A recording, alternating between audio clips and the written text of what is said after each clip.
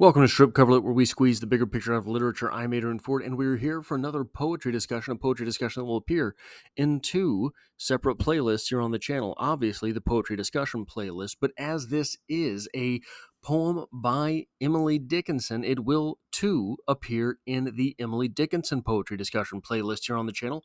The poetry discussion playlist creeping ever forward towards 250 videos, whereas the Emily Dickinson playlist has crested the 50 video mark. Now, if you enjoy what I do here or want to help me out on the channel, hitting the like button tells YouTube to share this video with other literature lovers and helps me grow the channel. If you find yourself here by chance and not design, however, literature is the only thing that I talk about on this channel. Short stories, poems, novel read-alongs, anything of the like. So consider hitting the subscribe button in order to stick around for more, because there is always more to be had. Now, the poem in question for today is called Tell the Truth But Tell It Slant. Now, I say called because obviously Emily Dickinson did not title her poems. They are titled or known by their first line. Tell the Truth But Tell It Slant reads as such. Tell the truth, but tell it slant. Success in circuit lies too bright for our infirm delight. The truth's superb surprise. As lightning to the children, eased with explanation kind, the truth must dazzle gradually, or every man be blind. Now, there is something of a modern phenomenon which is called red pilling or white pilling or black pilling.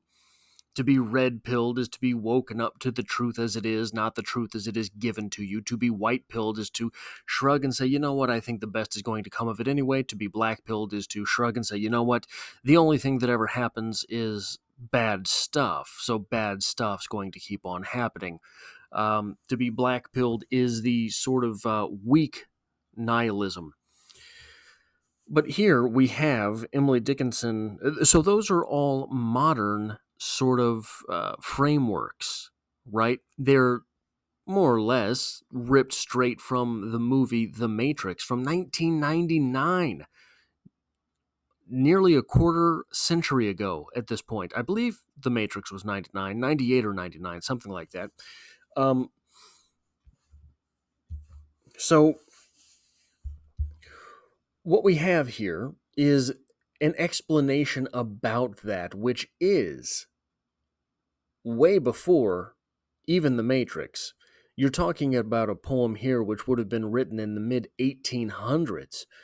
So while and whereas we have our modern frameworks for what it means to be red-pilled or black-pilled, etc., it's not a new phenomenon. It's an age-old phenomenon. And so what is it that lies within that experience? That experience has to be taken slowly over the course of events. You'll remember in the movie that Morpheus understands that to accept the red pill, the red pill or the blue pill, you take the blue pill and you're just going to go back to sleep and none of this ever happened. You will still be in the matrix. There is nothing to change. Don't look behind the curtain, etc., etc. You take the red pill and the red pill wakes you up to the real world where you will unhook yourself from the matrix and you will live a much worse life, but it is the real life. Morpheus tells us in the movie that this is painful. This will be painful. To come to this realization, to come to the real knowledge of life will be painful. There will be some part of you that has to burn off. There will be some part of you that has to die in order to move on. Here we have Emily Dickinson saying, tell the truth, but tell it slant. Because to imagine you want to be here. Well, how do you get here? You can come up. Okay, do it this way. I think this is easier to see. You want to be up here. This is where you want to be running around. So there's a wall that gets up there, and you have to leap up onto the wall, or there can be a slant, a ramp, if you will. that takes you up there. Now, the idea of the telling the truth slant, going up the ramp to the ceiling, to the roof, going up that way, will take longer than if you were able to jump up to the roof. But to be able to jump or climb up to the roof is a harsher process to get to the roof. The roof is where the sunlight is. The sunlight is the truth. To take the ramp will take you longer, but it will be less arduous. While and whereas jumping or climbing onto the roof, if you miss, that's a long way down, and you're going to smack when you get to the bottom. With the ramp, even if you stumble and you fall backwards, it will be a slow roll back to the bottom of the hill being the untrue world in which we live. The roof, where all the truth lies, can be accessed either way. But if you care about who it is that's coming up to the roof, you will not tell them to jump or climb. You will tell them to take the ramp. The truth, in most things in life, is a shady area. And not shady because there are gradients of it, but shady because you might not live through it. So we have here a poem from Emily Dickinson from over 100 years ago that outlines, delineates very clearly some of these same talking points that we have so prevalently in society today. How often now do we hear the term red pilled? How often now do we hear the term white pilled, black pilled, blue pilled?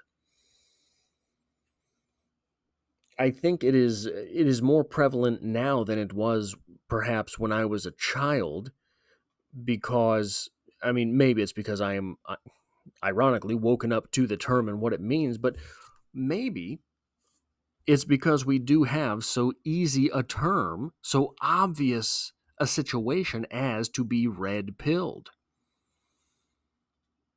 That is sort of the magic of literature. We are able better to talk about these things now. So there's something called the Sapir-Whorf hypothesis, which is that we cannot firmly delineate or know what is going on with a thing without a title for that thing. Without the words to describe it, it kind of doesn't exist to us. I give this example all the time. There is the old cliche that Eskimos have 150 words for snow, or whatever the cliche is. I can't remember exactly, but what that means is that, here in the Midwest, we get snow. We get plenty of it, but it's either snowing or sleeting or hailing. But really, those are the only three ways that we refer to it. If there were snow that were so dangerous you could die just by being out in it, we would maybe make another term for it. We don't really get that all that often. We have a blizzard, right? So that is, I guess, another term for snow, but it's just means heavy snow. It doesn't mean heavy, dangerous snow. It doesn't mean heavy, dangerous, fast falling snow. And because we don't have all of these words to talk about it, it's really dicey when someone tells you it's going to snow, what that actually means. So now that we have this term in society, the red pill, does that make it so much easier to talk about the fact that, hey, we're all being lied to? How many of those lies can you see through? The entirety of the world is attempting to lie to us. Our government, foreign governments, the media, the mass media, the small media, everyone's trying to lie to you. Everyone's trying to put their own spin on it. Is it easier to talk about because we don't have to reference telling the truth but telling it slant? We can simply point to a term from a movie that nearly everyone understands, whether they've seen that movie or not, the red pill. The white pill and the black pill, as far as I can remember, don't even exist in the movie, but they have entered pop culture through common parlance from the fact that people use the term based on that previous metaphorical example. But again, here we have Emily Dickinson over 100 years ago giving us the same thing, but in a poem rather than through a metaphorical landscape, a symbolic landscape.